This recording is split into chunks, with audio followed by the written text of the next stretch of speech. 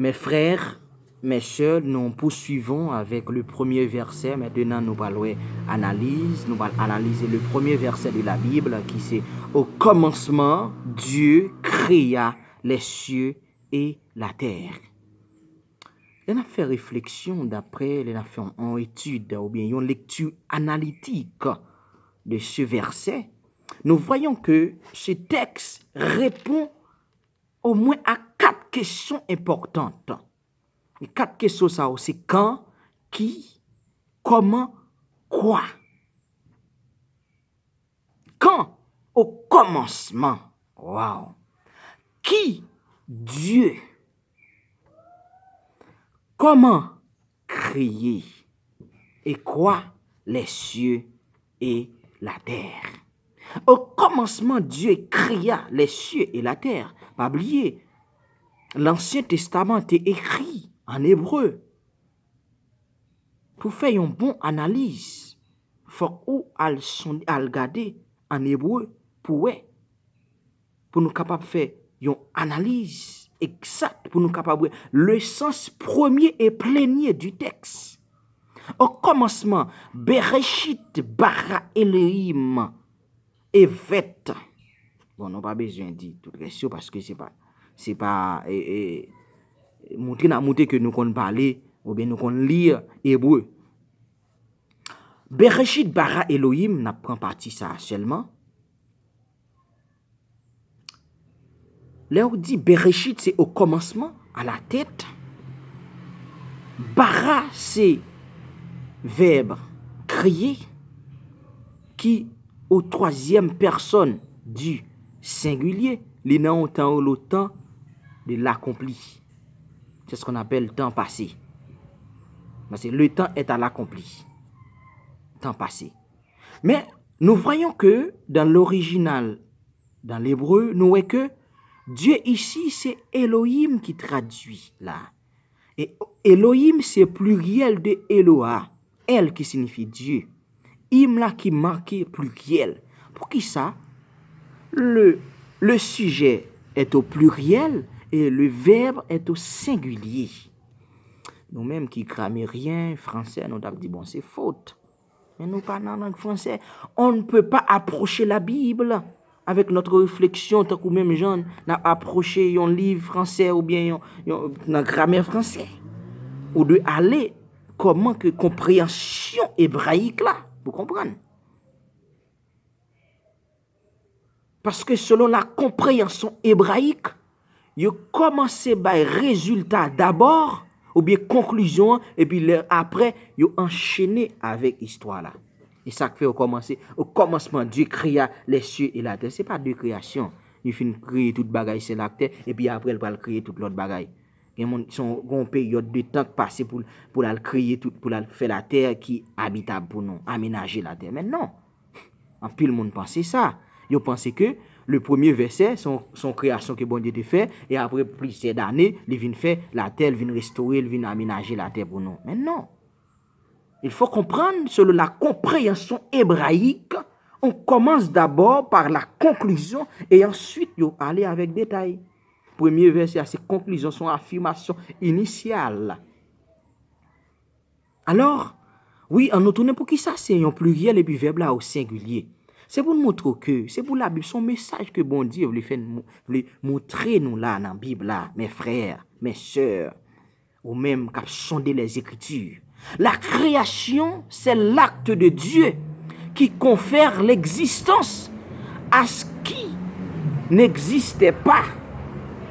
Et c'est un acte trinitaire. Pourquoi c'est un acte trinitaire? C'est parce que le Père créé, ou bien le Père crée par sa parole grâce à son esprit. Parce que nous jeunes dans Psaume 33, verset 9, il dit, dans Psaume 33, verset 9, il dit, il parle et la chose arrive. Il ordonne et elle existe. Que Dieu parle de ta situation. Parce que il parle et la chose arrive. À partir d'aujourd'hui, ta vie doit changer au nom de Jésus. Parce que quand Dieu parle et la chose arrive, il ordonne au nom de Jésus.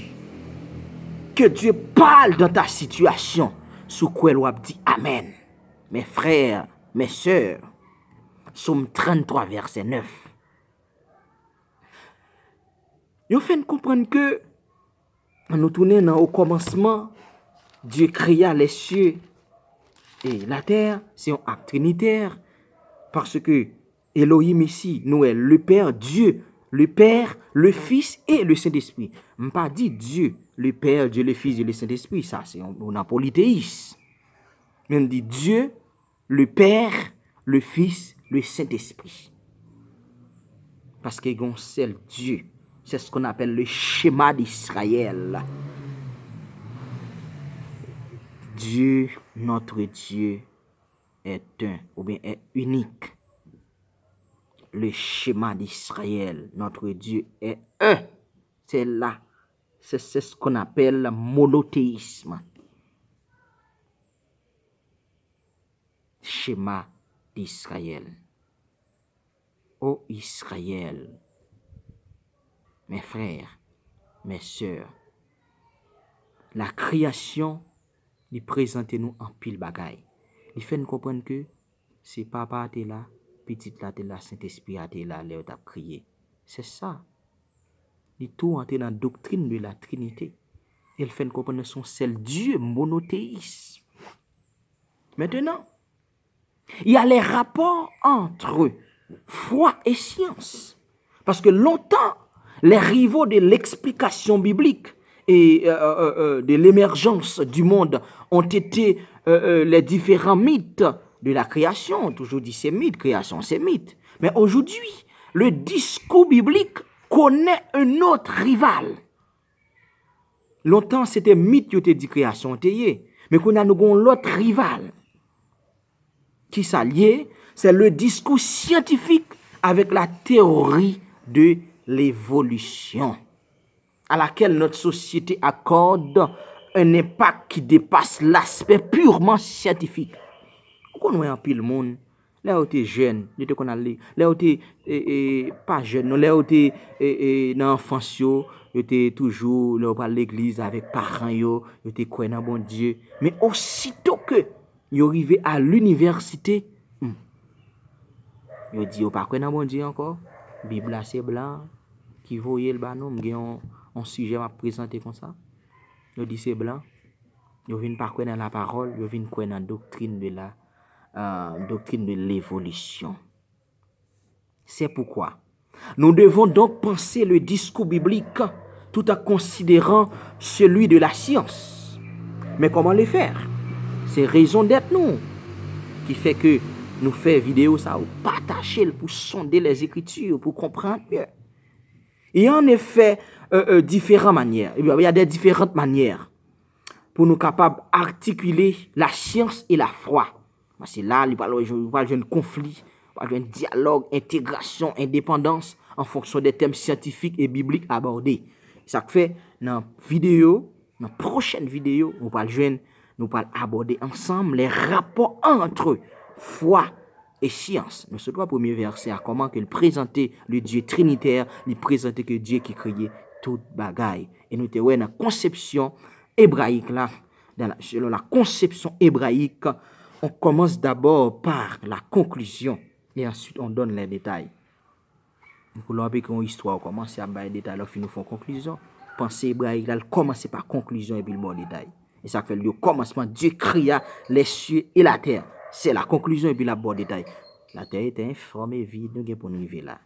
Que Dieu capable envahir avec bénédiction, avec grâce, avec puissance pour comprendre parole là, pour pas chercher l'église qui est plus proche de la caillou, mais pour chercher l'église qui est plus proche de la vérité. Que le Seigneur vous bénisse. C'était votre serviteur Marc Joseph l'évangéliste. Dieu soit avec toi.